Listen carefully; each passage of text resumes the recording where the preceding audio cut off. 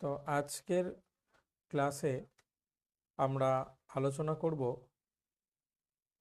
বুলীয় ভাষ্য ও ভেনচিত্র নিয়ে। Philosophy fourth semester উচ্চ মাধ্যমিকের যে লজিক চ্যাপ্টার রয়েছে তার মধ্যে খুব ইম্পর্ট্যান্ট একটা চ্যাপ্টার হচ্ছে বুলীয় ভাষ্য ও ভেনচিত্র। বুলীয় ভাষ্য ও ভেনচিত্র করতে গেলে আমাদেরকে একটু ফিরে যেতে হবে পুরানো জায়গায়। পুরানো জায়গায় মানে 11-এ আমরা যে লজিক করেছিলাম, এলএফ করেছিলাম, সেই এলএফের অংশটা আমাদেরকে একটু ঝালিয়ে নিতে হবে।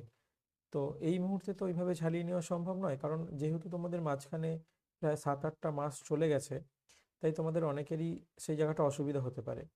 তাই আমাদেরকে মাঝে মধ্যে এটা করে করে এগিয়ে যেতে হবে। কেউ কোনো দেওয়ার দরকার নেই, ঠিক আছে? কোনো ইমোজি টিমোজি দেওয়ার দরকার নেই, আমরা ক্লাসটা করি। আমরা মাঝে মধ্যে সেগুলো নানা নিয়ম টিয়ম যদি প্রয়োজন হয় আমরা সেগুলো আলোচনা করব ক্লাসের মধ্যেই, অথবা অন্য কোনোভাবে যদি একটা এক্সট্রা ক্লাস করা যায় যে এলএফের ওপরে, তাহলে সেটা করা হবে। তো সেটা পরের বিষয়। তো এখন আমরা চলে যাচ্ছি একেবারে সরাসরি বুলীয় ভাষ্য ও ভেনচিত্রতে। আমি স্ক্রিনটা প্রেজেন্ট করছি।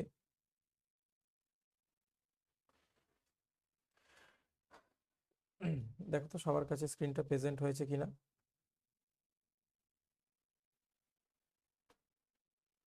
সবাই দেখতে পাচ্ছ তো? একটু রেসপন্স করবে, অন্তত একজন যদি পারো খুলে রাখো, যে নিরিবিল্লিতে আছো সে এটা খুলে রাখো, খুলে রাখতে পারো, আনমিউট করে রাখতে পারো। তো আমরা আজকে আলোচনা করব বুলীয় ভাষ্য ও ভেনচিত্র নিয়ে। এই বুলীয় ভাষ্য আর ভেনচিত্র দুটো বিষয় একসঙ্গে আসলেও এখানে একটা বিষয় আছে, সেটা হচ্ছে দুজন ব্যক্তি, দুজন যুক্তিবিদ এই মিলে এই বুলীয় ভাষ্য ও ভেনচিত্র। একজনের নাম হচ্ছে জর্জ বুল, একজনের নাম হচ্ছে জর্জ বুল। তিনি একটা ভাষ্য রূপ দিয়েছিলেন, সংকেতের আকারে ভাষ্য রূপ দিয়েছিলেন, সেটা হচ্ছে বুলীয় ভাষ্য। সেটা হচ্ছে বুলীয় ভাষ্য, বুলীয় ভাষ্য। আর এই বুলীয় ভাষ্যকে চিত্রের মাধ্যমে প্রকাশ করেছিলেন, চিত্রের মাধ্যমে প্রকাশ করেছিলেন, তার নাম হচ্ছে জন ভেন।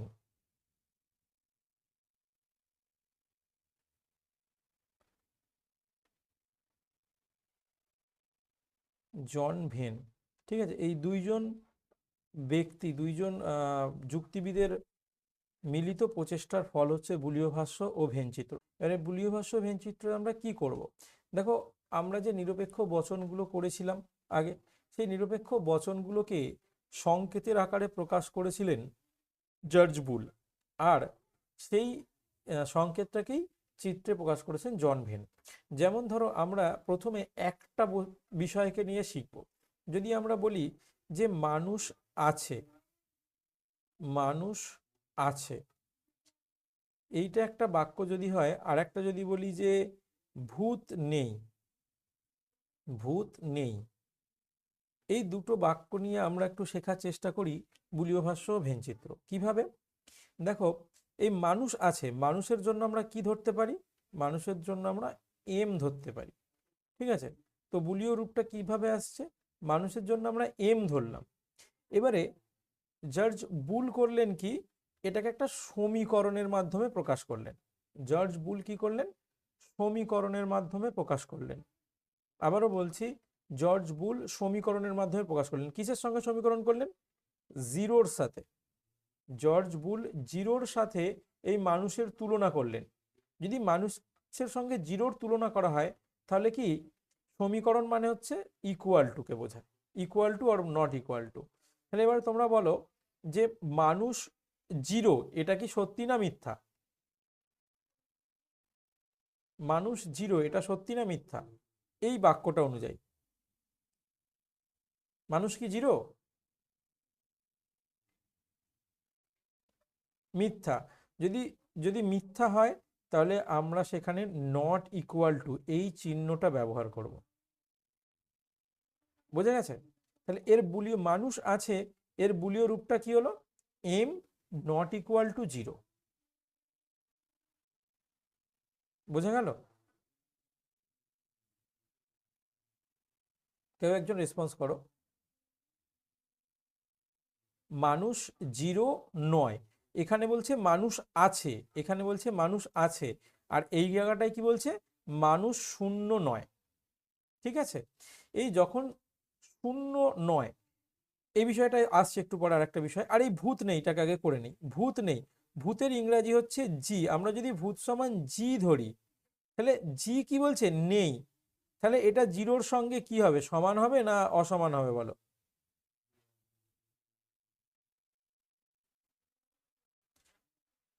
ভূত জিরো না জিরো নয়? ভূত নেই বলেছে।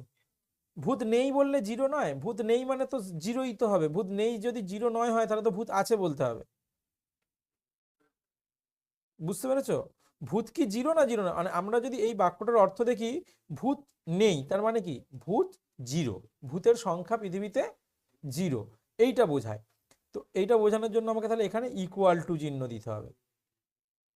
ঠিক আছে, তাহলে ভূত ইকুয়াল টু জিরো মানে ভূত নেই, আর M equal to not equal to zero.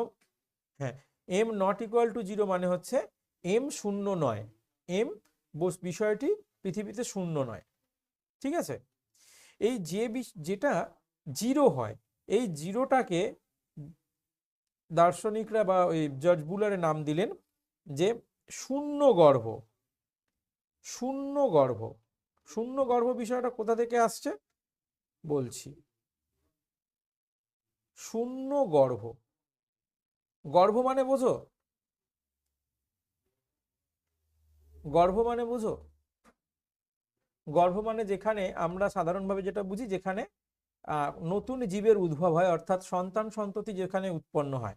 মানবদেহের ক্ষেত্রে মানবদেহ বা অন্যান্য যে জন্তুদের গর্ভধারণ ক্ষমতার গর্ভধারণের মাধ্যমে সন্তান সন্ততি উৎপত্তি হয়, সেটা হচ্ছে গর্ভ। তো সেই গর্ভটা এখানে শূন্য, মানে সেই গর্ভে কোনো সদস্য নেই। এই যে জি জি হচ্ছে এখানে ভূত একটা গর্ভ, এই ভূত গর্ভটা কি জিরো, অর্থাৎ ভূত গর্ভটা হচ্ছে ফাঁকা, ভূত নেই। ভূত নামক গর্ভটি জিরো, তাই ইকুয়াল টু জিরো। আর মানুষ নামক গর্ভটি কি জিরো নয়, তার মানে মানুষ আছে, এই গর্ভে সদস্য আছে। যে গর্ভে একজন সদস্য নেই তাকে বলা হয় শূন্য গর্ভ, আর যে গর্ভে অন্তত একজন সদস্য আছে তাকে বলা হয় অশূন্য গর্ভ। শূন্য গর্ভ নয়, অশূন্য গর্ভ। ঠিক আছে, লিখে দিচ্ছি এখানটা একটু। যে গর্ভে একজন সদস্যেরও একজন সদস্যেরও অস্তিত্ব নেই, অস্তিত্ব না করে আমি বাস্তব অস্তিত্বই লিখি একেবারে, হ্যাঁ? সদস্যেরও একজন সদস্যেরও বাস্তব অস্তিত্ব নেই,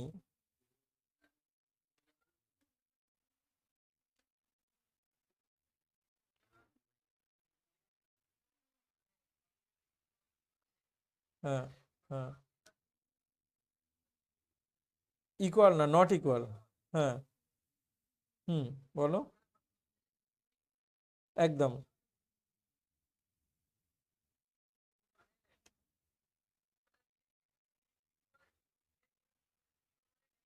হুম, জিরো মানে হচ্ছে অস্তিত্ব নেই।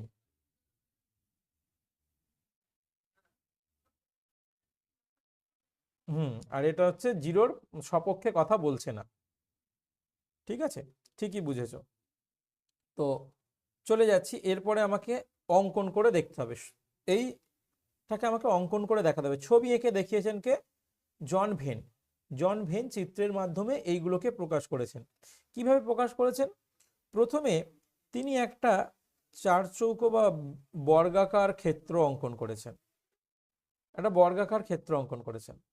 বলছে আমরা যত শ্রেণী নিয়ে কাজ করতে পারি, যত শ্রেণী, এই গর্ভ বা এই যে এই জি একটা শ্রেণী, মানে ভূত একটা শ্রেণী, মানুষ একটা শ্রেণী, এরকম দ্বিপদী, চতুষ্পদী, সিংহ, বাঘ, হরিণ, মানুষ, পৃথিবী, বাড়ি, আমরা যত রকমের শ্রেণী পাই না কেন, তিনি কল্পনায় ধরে নিচ্ছেন পৃথিবীর সমস্ত শ্রেণী এই বক্সটার মধ্যে আছে। বোঝা গেছে? পৃথিবীর সমস্ত শ্রেণী এই বক্সটার মধ্যে আছে। এখানে আমরা কাজ করব কাকে নিয়ে? এই প্রথম বাক্যটাকে আমরা যদি দেখি, এই বাক্যটায় আমরা কাজ করব এম শ্রেণীটাকে নিয়ে। তো এই এম শ্রেণীটার জন্য তিনি কি করলেন? এম শ্রেণীটাকে বোঝানোর জন্য পৃথিবীতে যত জায়গায় ছড়িয়ে ছিটিয়ে এম আছে সবাইকে এই গোলটার মধ্যে ঢুকিয়ে দিলেন। কি বললেন? বলছে পৃথিবীর অফ করে অন হও। আর কি করবে? অফ করে অন হয়ে আমাকে বলো, আমি দেখে দেখাচ্ছি আবার একবার। অফ করে চলে আসো আবার। হুম।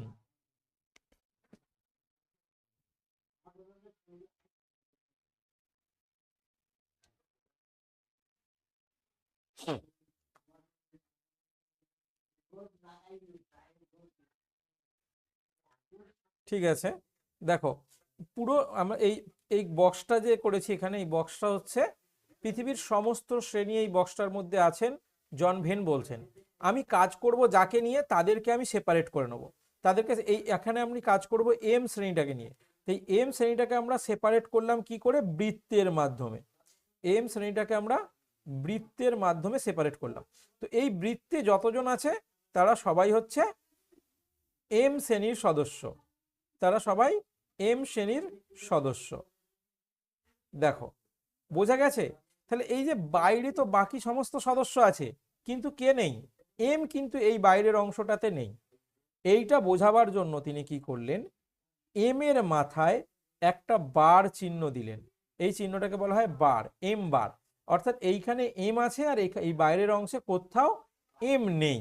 এটা বোঝাবার জন্য তিনি এইভাবে আঁকলেন, এই জিনিসটাকে বোঝাবার জন্য, এমটাকে বোঝাবার জন্য শুধু। এখান পর্যন্ত সকলের কাছে পরিষ্কার?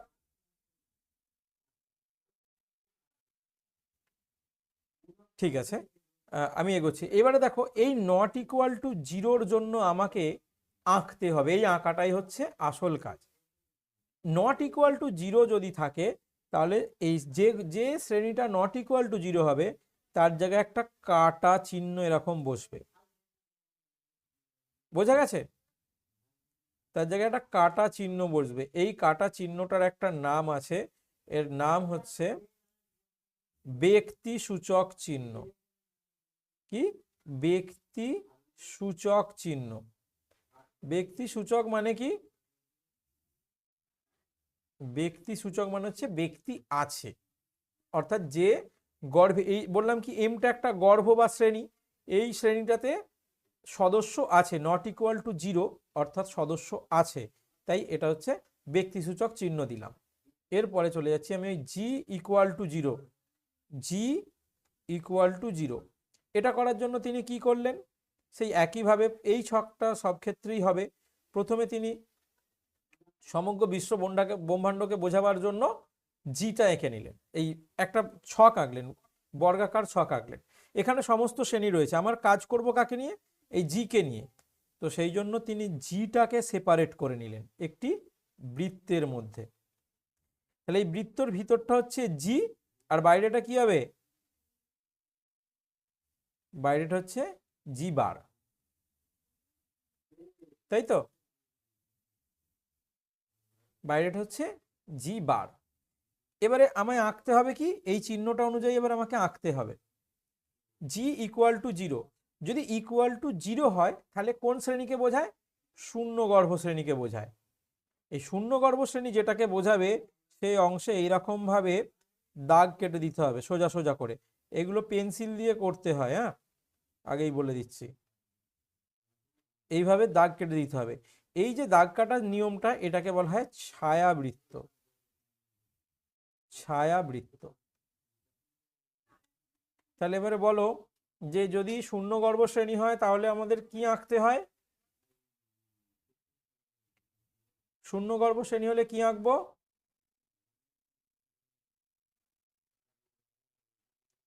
ছায়াবৃত্ত আঁকবো, ঠিক আছে। আর যদি অশূন্যগর্ভ হয়, অশূন্যগর্ভ হয় অর্থাৎ যদি ব্যক্তির অস্তিত্ব থাকে তাহলে আমরা ব্যক্তি সূচক চিহ্ন আঁকবো। কার সমস্যা আছে আমাকে বলো আগে।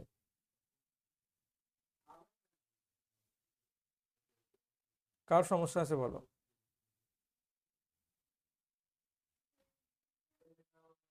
এই সমস্যা থাক না থাক আমাকে রেসপন্স করে বলো, না হলে আমি বুঝতে পারবো না।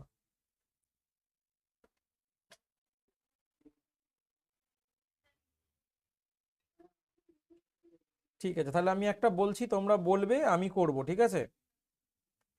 ধরো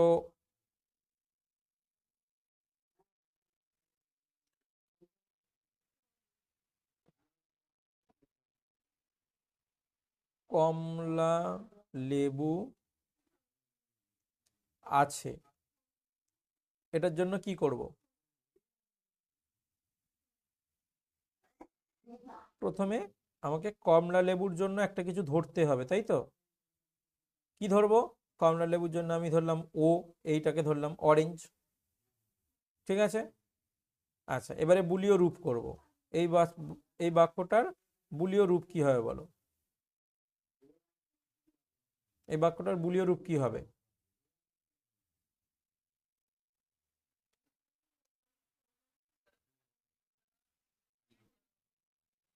আননিউট্রাল কি? জি, ও নট ইকুয়াল টু জিরো হবে, তাই তো? আচ্ছা, এটা যেহেতু ও জিরো জিরোর মতো দেখাচ্ছে, আমরা তাই এটা আমরা একটু চেঞ্জ করে নিই, ঠিক আছে? আমরা ও না ধরে এটাকে আমরা পি ধরে নিই, ঠিক আছে? ও না ধরে পি ধরে নিই, কারণ এখানে যেহেতু জিরো রয়েছে, জিরোর সঙ্গে বারবার দেখতে অসুবিধা হবে, বুঝতে অসুবিধা হবে, তাই আমরা এটাকে পি ধরে নিলাম, কারণ আমরা ধরাটা এটা আমাদের হাতের মধ্যে আছে, আমরা কিন্তু নিজেদের মতো করেই ধরবো।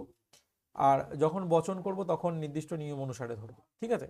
এখন আমাদের হাতে রয়েছে, আমরা এখানে লিখে দিতে পারি যে কমলা লেবু ইকুয়াল টু পি, এটা আমরা ধরে নিয়েছি, বা ধরি কমলা লেবু সমান পি, এইভাবে আমরা লিখে নিতে পারি। তাহলে P not equal to zero. তাহলে এবারে ভেনচিত্র কিরকম হবে? ভেনচিত্র কি হয় বলো?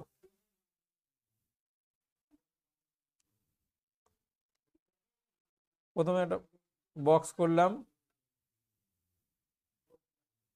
বক্স করে ভিতরে একটা বৃত্ত করব। হ্যাঁ, পিটা ভিতরে, সার্কেলের ভিতরে পি লিখলাম, আর বাইরেটা কি লিখবো? হ্যাঁ, আর বাইরে পি বার, ঠিক আছে? Very good. এবারে বলো কি করব? মূল আকার কাজটা হচ্ছে এইটা, এই যে পি, কাটা, কাটা এই চিহ্নটার নাম, এই দেখো কাটা চিহ্ন হলে একটাই হয় কিন্তু, আর ছায়াবৃত্ত হলে পুরো, ছায়াবৃত্ত হলে পুরো ঘরটাকে ছায়াবৃত্ত করে দিতে হয় দাঁড়ি টেনে টেনে, এইরকম ভাবে। পুরো ঘরটা ছায়াবৃত্ত হলে কিন্তু এইভাবে দাঁড়ি টেনে টেনে, এইভাবে দাঁড়ি টেনে টেনে, এইটা যেরকম করা হয়েছে, এইটা যেরকম করা হয়েছে ওইভাবে পুরো দাঁড়ি টেনে টেনে ছায়াবৃত্ত করতে হয়। আর ব্যক্তিসূচক চিহ্ন বসলে একটাই খালি ক্রস চিহ্ন বসে, কেমন? তাহলে এইটার ভেনচিত্র এইটা হবে, আঁকা হয়ে গেল, ঠিক আছে? তাহলে আমাদের কি এইরকম পড়বে? আমাদের কি এরকমই পড়বে? না, সরাসরি এরকমও পড়তে পারে, একটা দুটো থাকতেই পারে, না থাকার কিছু নেই। কিন্তু আমাদের পড়বে কি, আমাদের মূলত পড়বে নিরপেক্ষ বচনের বুলীয় রূপ। নিরপেক্ষ বচনের বুলীয় রূপ, এটা আমাদের পড়বে। এটা করার জন্য আমাদের কটা নিরপেক্ষ বচন আছে গো? আমাদের কটা নিরপেক্ষ বচন আছে? হ্যাঁ, চারটি। চারটে কি কি?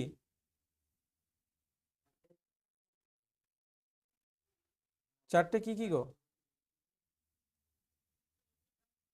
ভেরি গুড, আমি লিখছি চারটে, হ্যাঁ।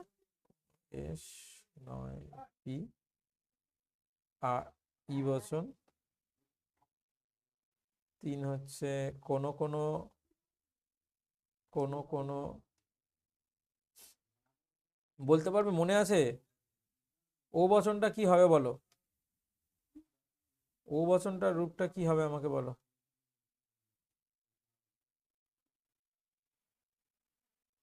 Very good.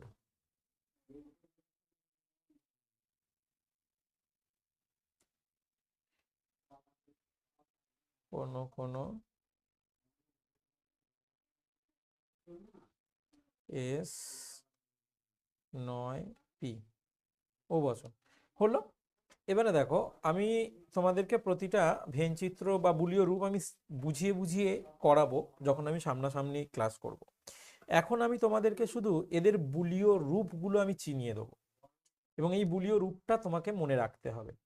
ঠিক আছে? কিরকম? ধরো এই এ বচন, এ বচনে কটা শ্রেণী আছে? দুটো শ্রেণী আছে। আগেরগুলো আমি কি কি ছিলাম? মানুষ আছে, একটাই শ্রেণী, মানুষ শ্রেণীকে নিয়ে। আর এখানে কি সকল এস হয় পি, দুটো শ্রেণী, মানে সকল মানুষ হয় মরণশীল, মানুষ একটা শ্রেণী, আর কি বলে মরণশীল একটা শ্রেণী, দুটো শ্রেণী। তো এই দুটো শ্রেণী থাকলে আমাকে কিভাবে করতে হবে সেটাই হচ্ছে শেখা। এই দুটো শ্রেণী যখন একসঙ্গে যুক্ত হয় তখন সেটাকে বলা হয় শ্রেণী গুণফল। কি বলে? দুটো শ্রেণীকে যখন আমরা একসঙ্গে যুক্ত করে বলি তখন সেটা হয় শ্রেণী গুণফল। ঠিক আছে? তো চলো আমি এটাকে বুলীয় রূপ করলে কিরকম আসবে আমি তোমাদের দেখাই। এ বচনের বুলীয় রূপ হচ্ছে S P bar equal to 0, S P bar equal to 0। E বচনের বুলীয় রূপ হচ্ছে এস পি ইকুয়াল টু 0। আমি বলেইছি, শুধু বুলীয় রূপগুলো আমি এখানে শিখিয়ে দেবো। S P not equal to 0। আর তোমার নেটওয়ার্ক প্রবলেম, তুমি আবার রিজয়েন করো। আর ও বচন হচ্ছে S P bar not equal to 0। আমি আবার বলে দেবো, তুমি জয়েন করো। বোঝা গেছে চারটে বুলীয় রূপ? অন্যরা যারা আছো কমেন্ট করো।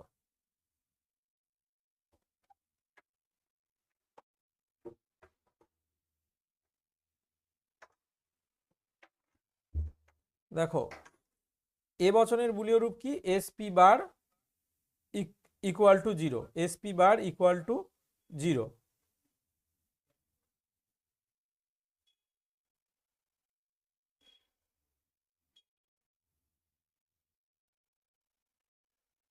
ই বচনের বুলীয় রূপ কি?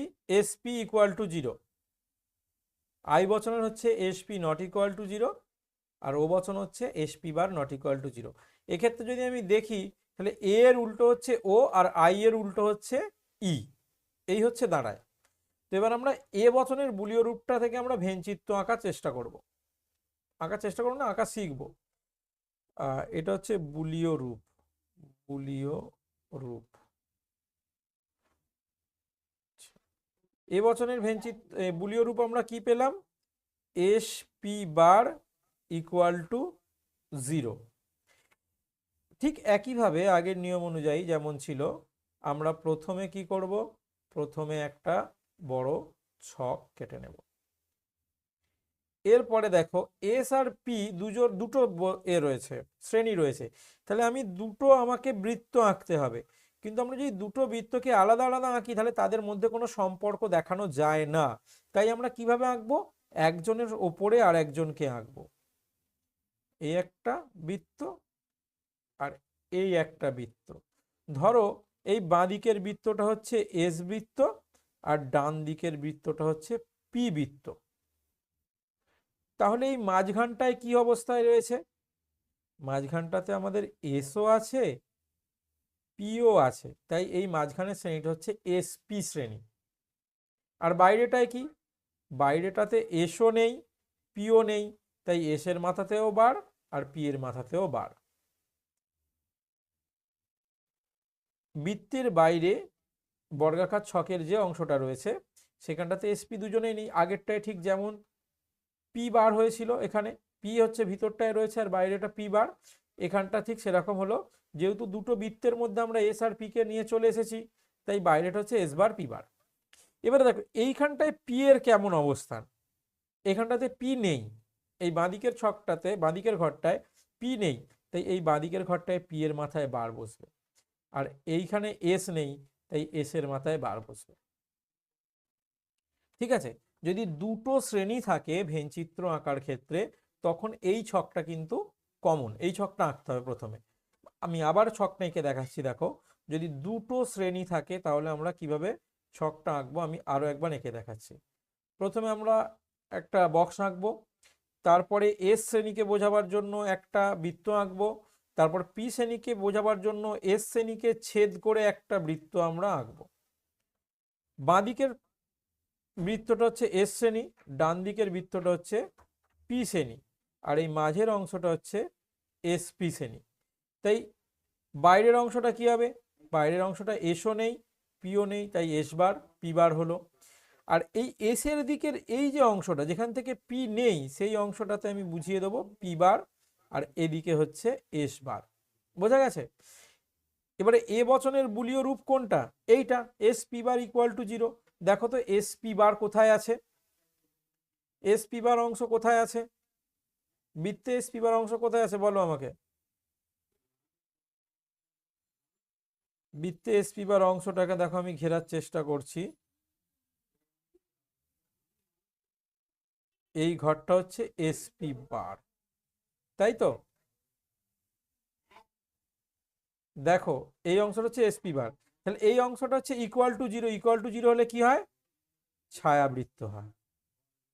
তাই এটাকে আমি এইভাবে ছায়াবৃত্ত এঁকে দিলাম, ব্যাস হয়ে গেল। বোঝা গেছে? আমাকে একটু ইনফর্ম করো। হ্যাঁ বলো।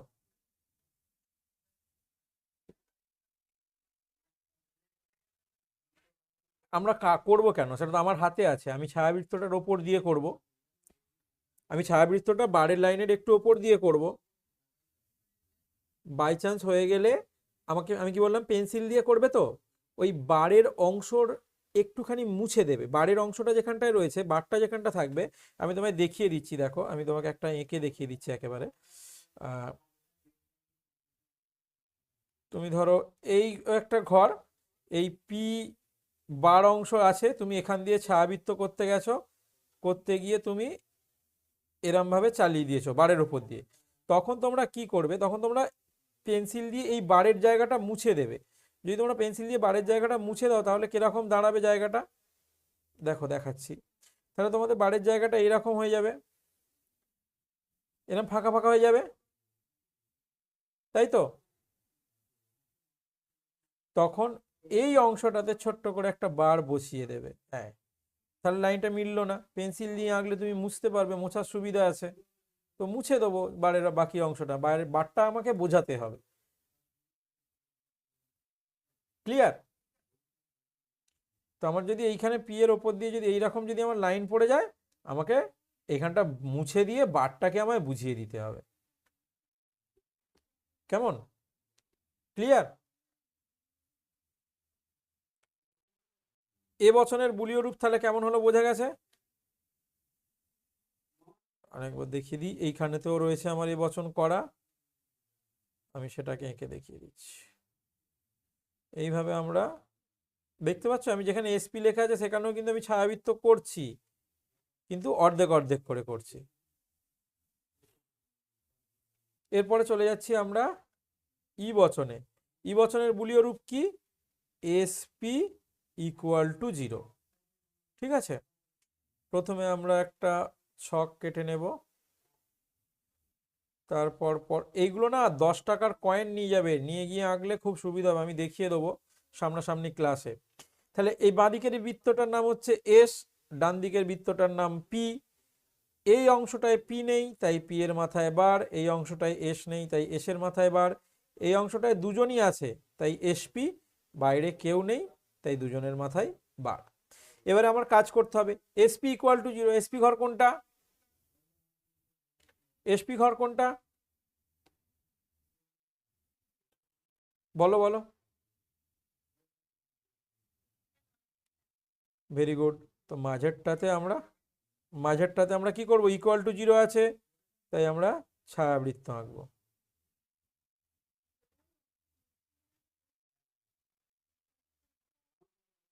এটা যতটা সুন্দর করে আঁকবে ততটাই দেখতে ভালো লাগবে। হলো? বোঝা গেছে? তাহলে ই বচনের বুলীয় রূপ এটা। এরপরে যাচ্ছি আমরা আই বচনে। আই বচন হচ্ছে এসপি নট ইকুয়াল টু 0। তো আঁকার জন্য আমরা প্রথমে একইভাবে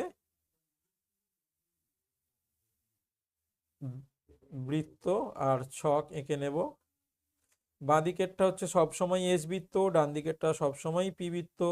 তাহলে মাঝেরটা হচ্ছে এসপি অংশ, এখানে এস পি বার, আর ডান দিকেরটা হচ্ছে এস বার পি, আর বাইরে এস বার পি বার। হলো।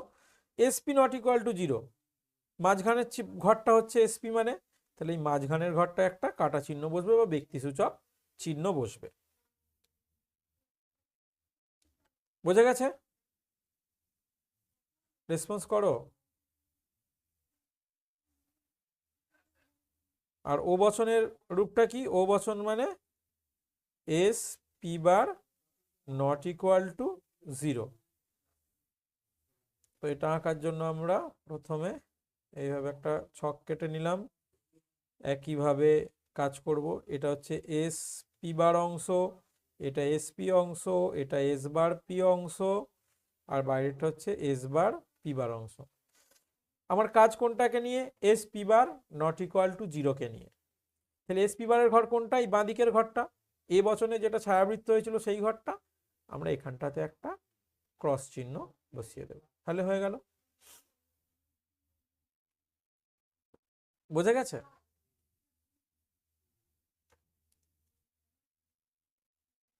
এবারে আসি প্রশ্ন কি ধরনের হবে। যাচ্ছি, একটা প্রশ্ন দিচ্ছি। ধরো কিছু কমলা লেবু টক, বলবে এটা ভেন চিত্র করতে। ভেন চিত্র করো। তো আমাকে আগে কি করতে হবে বলো তো? আগে এটাকে এলেপ করতে হবে। এলেপটাকে করতে হবে। এলেপ করলে কি হবে? কোনো কোনো কমলা লেবু হয়, এই আই বচনে হয় হয় হয় টক, আই বচন হলো। এবারে করব বুলীয় রূপ। এরপরে করতে হবে আমার বুলীয় রূপ। বুলীয় রূপ কি হবে? কমলা লেবু ইকুয়াল টু আমরা ধরবো এস,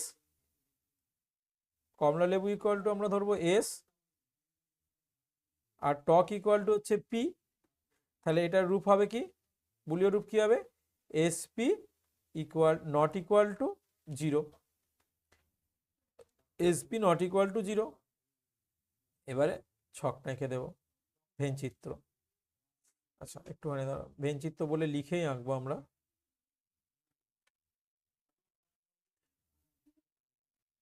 ভেন চিত্র কিরম হবে? প্রথমে বক্স কাটলাম, এটা হচ্ছে এস পি বার অংশ, এটা হচ্ছে এস পি অংশ, এটা এস বার পি অংশ, বাইরেটা হচ্ছে এস বার পি বার।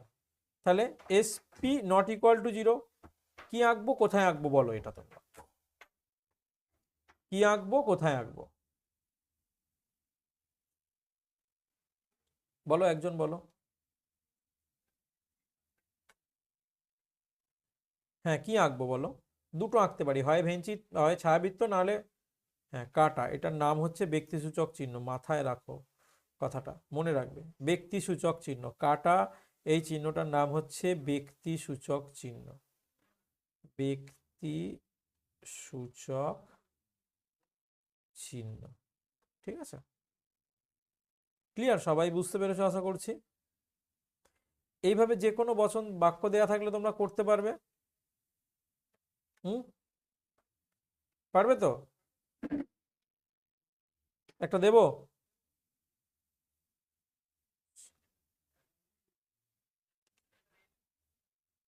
আর তোমার কথা বোঝা যাচ্ছে না, একটু ঠিকঠাক জায়গায় গিয়ে বলো।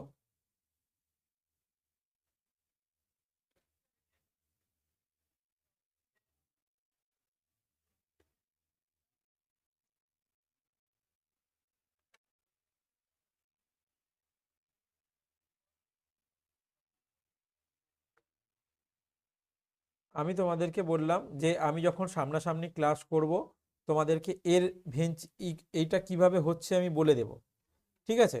কিন্তু তোমাকে এখন আগে মনে রাখতে হবে যে এ বচনের বুলীয় রূপ কি, আই বচনের বুলীয় রূপ কি, ই বচনের কি, ও বচনের কি। এই ছকটা এখন তোমাকে মনের মধ্যে রেখে দিতে হবে। আমি তোমাদের সামনাসামনি যখন ক্লাস করব তখন এর কি কি ভ্যারাইটিস হয়, কি হয় না হয় সেগুলো আমি বোঝাবো। কিন্তু এখন তোমাকে মনে রাখতে হবে এ বচন মানেই, দেখো আমরা এখানটাতে কি করেছি, এখানে আমরা এসের জায়গায় মানে উদ্দেশ্যর জায়গায় এস লিখেছি আর বিধেয়র জায়গায় পি লিখেছি, তাই তো? এই অংশে আমরা কি করেছি, এখানে আমরা উদ্দেশ্যকে এস ধরেছি, বিধেয়কে পি ধরেছি। ঠিক একইভাবে আমরা এইখানেতে উদ্দেশ্যকে এস এবং পি এই ধরে আমরা বুলিয় রূপটা শিখেছিলাম, ঠিক আছে? তো সেই নিয়ম যা সেইটাই লিখেছি। এ বচন হলে আমরা লিখতাম S P bar equal to 0, বুঝতে পারছি? এবারে কি ভ্যারাইটিস হয় না হয় সেগুলো আমরা ক্লাস করতে করতে শিখবো, একদিনে তো সব শিখে গেলে জানো লজিক সব মাথা থেকে উড়ে চলে যাবে। তো তাই আমরা ছোট ছোট করে অল্প অল্প করে শিখবো। আমি সেজন্য আগামী সপ্তাহের কাজ দিয়ে দেবো কিছু। আগের যে কাজটা রয়েছে আমাদের কি থেকে আছে জানো, সত্যাপেক্ষক থেকে আছে। তো সত্যাপেক্ষকের কাজগুলো করে আনবে, আর আমি কিছু বাক্য পাঠিয়ে দেব। সেই বাক্যগুলো থেকে তোমরা এইভাবে এলেপ করে বুলিয় রূপ করে ভেনচিত্র করে নিয়ে আসবে। তার জন্য একটা অভ্যাস আমি এখানে করিয়ে নিই। আমি একটা দিচ্ছি, তোমরা বলো আমাকে এটা কি হবে।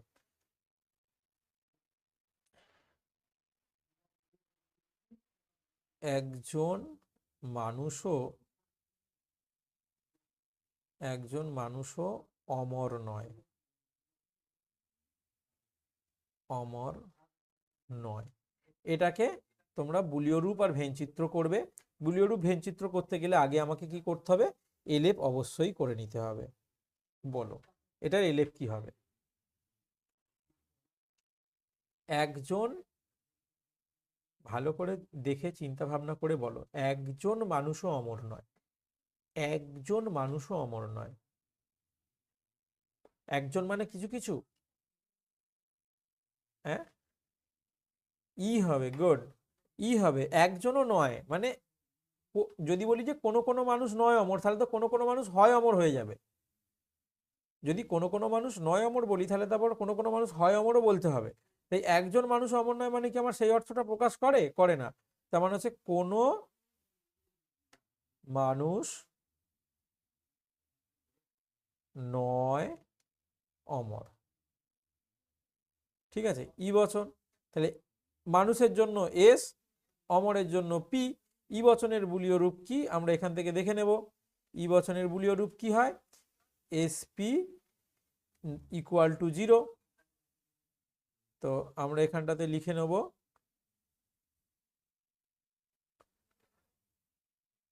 এখানটায় লিখবো বুলীয় রূপ,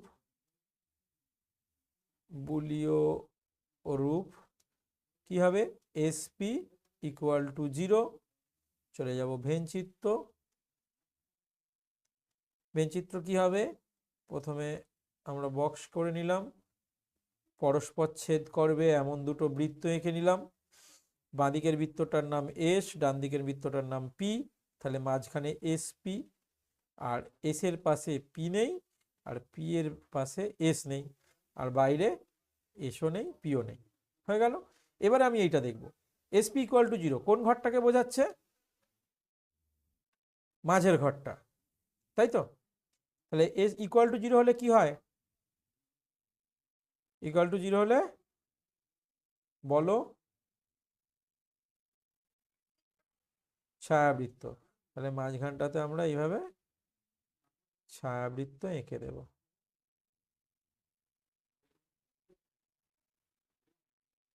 বোঝা গেছে?